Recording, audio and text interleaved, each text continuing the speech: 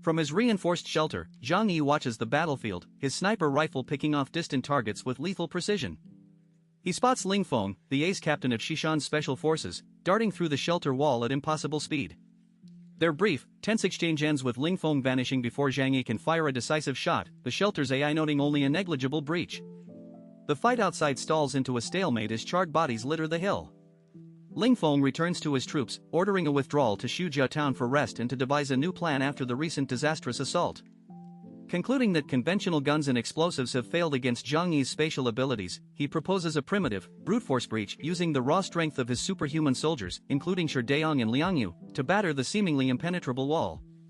Academician Wu warns that even with their powers the wall would take years to crumble, so Ling Feng first resolves to recover the fallen comrades before any further attack. The chapter ends with the troops burdened by guilt, Ling Feng's stomach growling, and a tentative regrouping to reconsider their strategy against the shelter. Ling Feng led his AC Special Forces team back to Sudong village in a sorry state after their assault on Zhang Yi's shelter ended in failure. The soldiers had departed full of confidence but returned with nearly half their comrades dead, their faces dark with shame and indignation. When village leaders including Su Dongtang swarmed them with flattering congratulations on a supposed victory, the soldiers' terrible mood made the praise feel like mockery.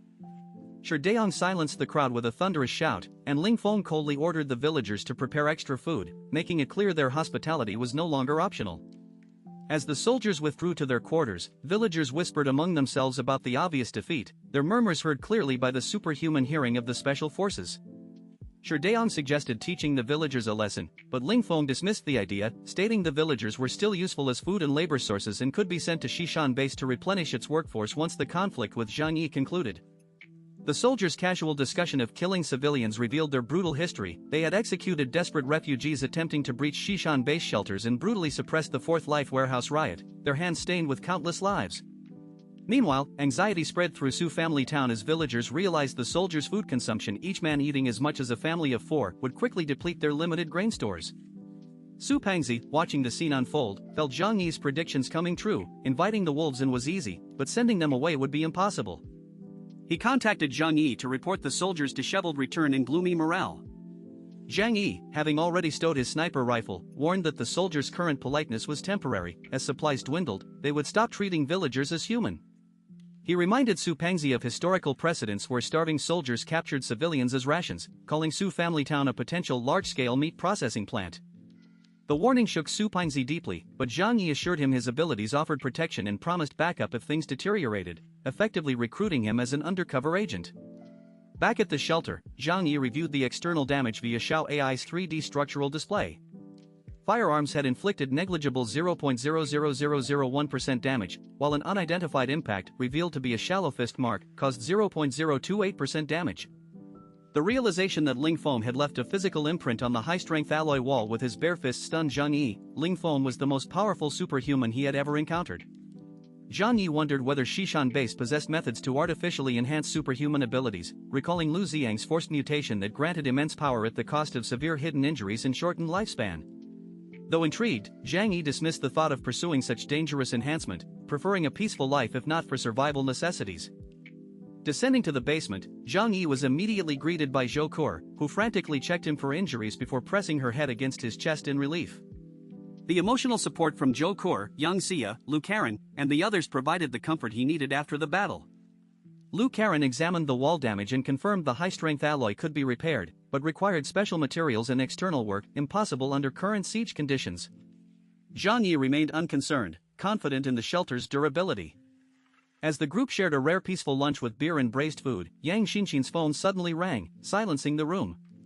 A message from her teacher Liang Yu appeared. "My classmates and I need your help right now. Could I talk to Zhang Yi?"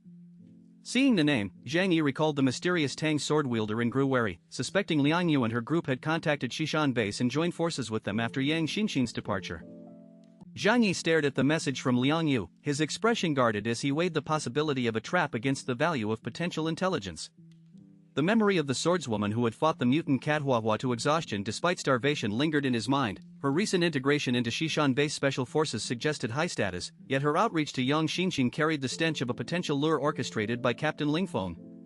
Crossing his arms, Zhang Yi demanded a full briefing from Lu Karen and Yang Xinxin, who painted a portrait of a woman both formidable and principled, a 27-year-old national martial arts master fluent in over 300 styles and 10 combat disciplines, once a highly paid bodyguard and Tianqing Academy instructor, whose cold exterior masked a stubborn warmth that had driven her to shepherd an entire class of students through the apocalypse's onset. Convinced by their testimony and the security of Yang Xinxin's hardened phone, Zhang Yi initiated contact, adopting a skeptical tone that questioned why a privileged academy cohort would need rescue from a supposedly secure military shelter. Liang Yu's reply cut through the ambiguity with brutal clarity. She confirmed her position as a special forces captain inside Xishan base and laid bare the shelter's horrific internal reality, a rigid four-layer caste system sustained by the Fourth Life Warehouse, where thousands of laborers were fed a protein slurry synthesized from cockroaches and human corpses. The corpses, she revealed, bore mutations indicative of systematic drug and radiation experimentation, a factory for manufacturing superhumans fueled by disposable lives. Zhang Yi listened with cold analytical precision, deducing that the base's dwindling conventional supplies had forced the leadership into cannibalistic pragmatism, and that the missing Tianqing students had almost certainly been diverted into the mutation pipeline. The revelation sent Yang Xia and Zhou Kura pressing closer in horror, while Lu Karen lamented the irony that the academy might have offered better survival odds than the military fortress. When Liang Yu pivoted to requesting sanctuary within Zhang Yi's shelter for herself and dozens of students, the protagonist's refusal was absolute and unvarnished. He reminded her of their adversarial history at Tianqing Academy, the theft of her dragon roar sword, the killing of students who had attempted to abduct Yang Xinxin, and declared that kindness toward strangers with conflicting interests was not in his repertoire. Liang Yu, pragmatic despite her desperation, softened her demand to mere accommodation and supplies, prompting Zhang Yi to reveal his true objective.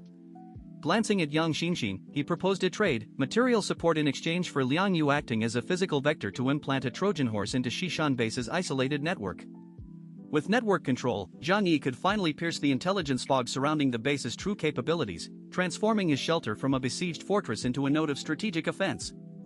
The chapter closes on this calculated pivot, the protagonist trading humanitarian pretense for a cyber weapon aimed at the heart of the regional hegemon.